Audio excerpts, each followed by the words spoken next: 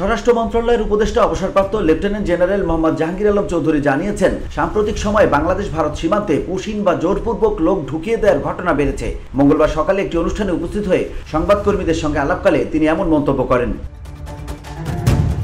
তিনি বলেন, পুশিনের ঘটনায় আমরা প্রতিবাদ জানিয়েছি। ভারত সরকারের উদ্দেশ্যে তিনি বলেন, যারা প্রকৃত অর্থে আমাদের নাগরিক, বাংলাদেশি এবং আমাদের সমাজের অংশ, তাদের ফিরিয়ে দেওয়ার ক্ষেত্রে আমরা অনুরোধ করছি যেন বৈধ প্রক্রিয়া অনুসরণ করে পাঠানো হয়। আমরা যেমন অন্য দেশের নাগরিকদের আইনসম্মত প্রক্রিয়ায় নিজ নিজ দেশে ফেরত পাঠাই, ভারতের ক্ষেত্রেও আমরা একই পদ্ধতি আশা করি, কিন্তু তারা নিয়ম লঙ্ঘন করছে। এ বিষয়ে আমরা পরিষ্কারভাবে বলেছি যে কেউ যদি বাংলাদেশি হয় তাকে যথাযথ রীতিতে ফেরত পাঠানো হলে আমরা গ্রহণ করতে প্রস্তুত।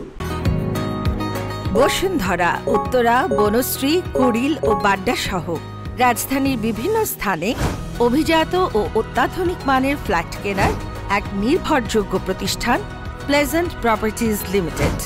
তাই আপনার স্বপ্নের আবাসনের জন্য আজই যোগাযোগ করুন। Pleasant properties limited, where destiny matches eventually। এ বিষয়ে বাংলাদেশ ভারতের মধ্যে কোনো দ্বিপাক্ষিক আলোচনা হয়েছে কিনা জানতে চাইলে উপদেষ্টা জানান, আমাদের পর্যায়ে কিছু আলোচনা হয়েছে, পররাষ্ট্র মন্ত্রণালয় থেকেও যোগাযোগ হচ্ছে। VOD Bangla news desk.